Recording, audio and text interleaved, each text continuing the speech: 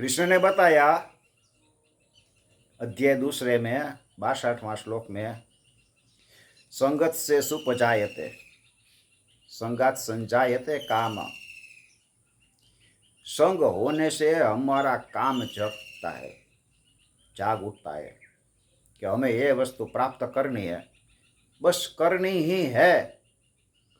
कोई भी तरीके से हम प्राप्त करें, उस वस्तु में राग होता है और बाद में राग के बाद कामना जगती है और ऐसी इच्छा होती है कि वो भोग मुझे मिले, मुझे ये वस्तु प्राप्त हो जाए, इस वस्तु से ही मेरी खुशी मिलेगी, मुझे खुशी मिलेगी।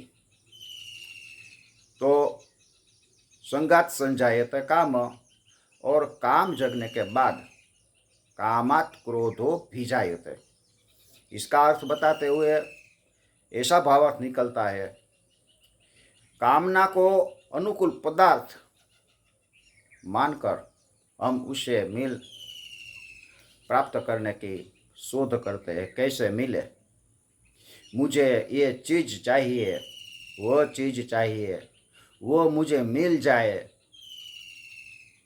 सब ठीक ठाक चल रहा है, अब ऐसी परिस्थिति मेरी चलती ही रहे, बराबर है, कामना की पूर्ति हो रही हो और इसके बाद उसको लोभ जगता है कि मेरा ये विचार तो सफल हुआ और मुझे अभी उससे ज़्यादा मिले, इसके बाद उसको लोभ जगता है। लोभ जगने के बाद ऐसा लगता है कि मेरी इच्छा ज़्यादा पूरी हो, मैं ज़्यादा प्राप्त कर लूँ। ज़्यादा प्राप्त करने के लोभ में वो रचे पचे रहते हैं और इसके बाद उसके कार्य में कोई विघ्न डालता है, विघ्न करता है, तब व्यक्ति को उस पर क्रोध आता है। क्रोध बहुत खराब चीज़ है। पहले कामना की, कामना में से हम लोभ तक पहुंच गए और कामना ऐसी है जो पूरी ही नहीं होती, एक के बाद एक कामना शुरू होती ही रहती है। इसलिए नई नई कामना जगती है, वर्ण आश्रम गुण और इस अभिमान के कारण हम उसमें बंध जाते हैं। कई कामना जागती है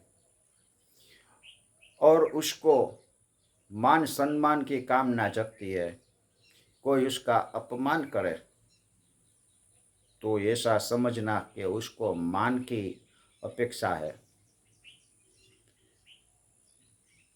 मान का राग है उसमें। कोई उसकी निंदा करे तो ऐसा समझना कि उसको प्रशंसा की अपेक्षा है, प्रशंसा का राग मन में छिपा हुआ है, प्रशंसा का अभिमान, मैं अच्छा हूँ, मैं गुणवान हूँ, मैं ज्ञानी हूँ, ऐसा अभिमान हमारे भीतर चलता है और नई नई कामना जगती है। इससे एक में भी कोई विघ्न करे तो फिर क्रोध उत्पन्न हो जाता है और क्रोधात् भवति सम्मोह, सम्मोहात् स्मृति विभ्रम। कामना में से क्रोध आया, क्रोध में से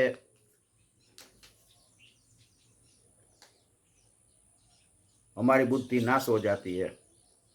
तो कामना है ना, वो रजोगुणी है, वो रजोगुणी वृत्ति वाला है कामना, और सम्मोह है ना, वो तमोगुणी वृत्ति वाला है।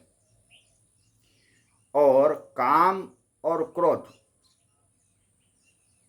उसका दो ही गुण क्रोध है। उसका मूल कारण बताते हुए कहीं न कहीं हमें राग है तो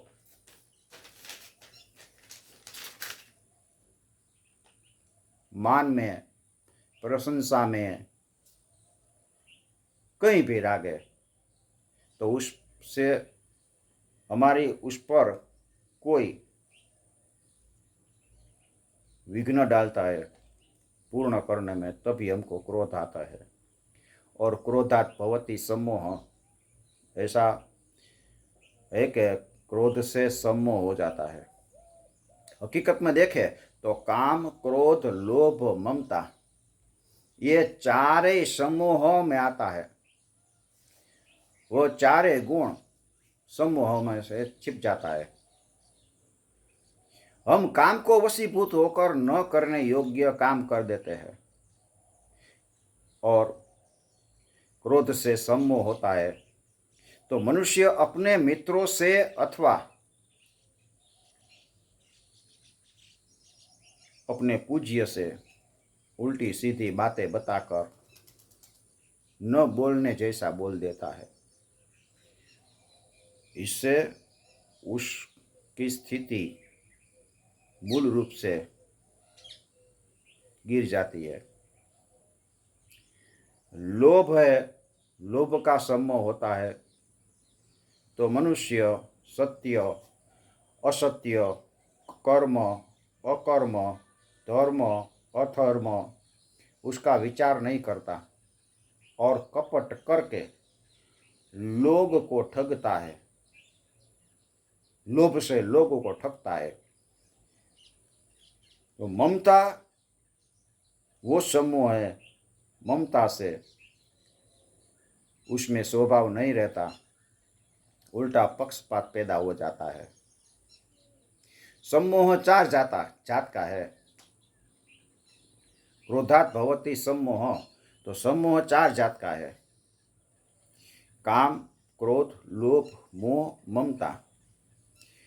तो काम, लोभ और ममता को छोड़कर कृष्ण ने यहाँ क्रोध की ही बात बताई है।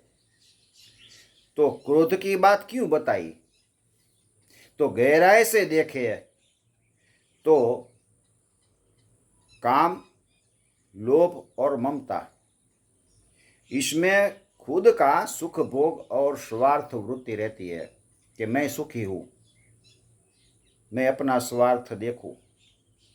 लेकिन क्रोध आता है ना, तभी तो वो दूसरे को अनिष्ट पहुंचाने की बात विचारता है। दूसरे को अनिष्ट पहुंचाने की जब वृत्ति हो जाती है तब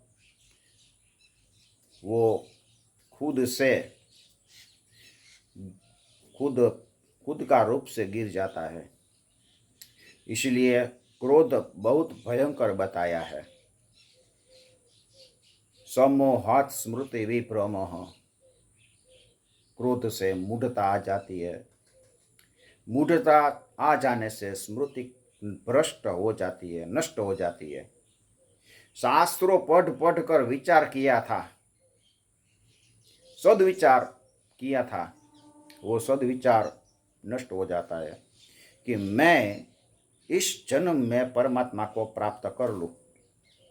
ऐसा जो विचार किया था और साधन भी करता था, वो सब नष्ट हो जाता है। मुझे ऐसा साधन करना है, मैं ऐसे परमात्मा को प्राप्त करूंगा, वो सभी नष्ट हो जाता है। और स्मृति भ्रंशात् बुद्धि नाशो, बुद्धि का नाश हो जाता है। स्मृति नष्ट होने से, बुद्धि का नाश होने से प्रकट होने वाला विवेक जो है ना, हमारा विवेक, वो नष्ट हो जाता है। मनुष्यों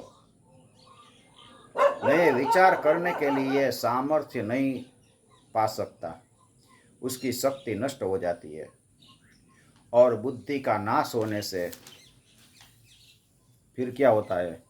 बुद्धि नाशात् प्रणश्यति, बुद्धि का नाश होने से मनुष्य खुद की स्थिति से नीचे गिर जाता है।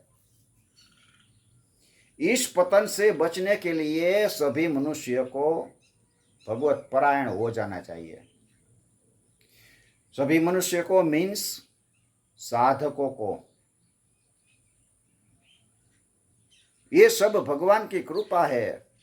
मैं भगवान का स्मरण कर रहा हूँ, मैं भगवान को प्राप्त करने का जो साधना कर रहा हूँ, इसमें भगवान की कृपा है, मैं कुछ नहीं कर सकता। तो यहाँ इस श्लोक में बताया कि विषय का चिंतन मात्र करने से राग उत्पन्न होता है, राग से काम होता है, काम उत्पन्न होने से क्रोध उत्पन्न होता है, क्रोध से सम्मोह उत्पन्न होता है और सम्मोह से स्मृति का नाश हो जाता है। तो ये जो चक्र बताया है, क्रम बताया है, ये सभी वृत्तियों पैदा होने में विलंब नहीं लगता। ऐसा नहीं है कि पहले काम जगेगा और बाद में थोड़ी देर बाद क्रोध आएगा, ऐसा नहीं है। बिजली का तार होता है ना, उसमें जब बिजली का प्रवाह जाता है ना, तब वो कितनी तेजी से जाता है, इतनी तेजी से क्रोध आता है ना, तभी सभी गुण एक ही साथ प्रकट हो जाते हैं। इसीलिए बताया है कि क्रोध हमारा परम शत्रु है, क्रोध को त्याग दो। ओम परमात्मने नमः।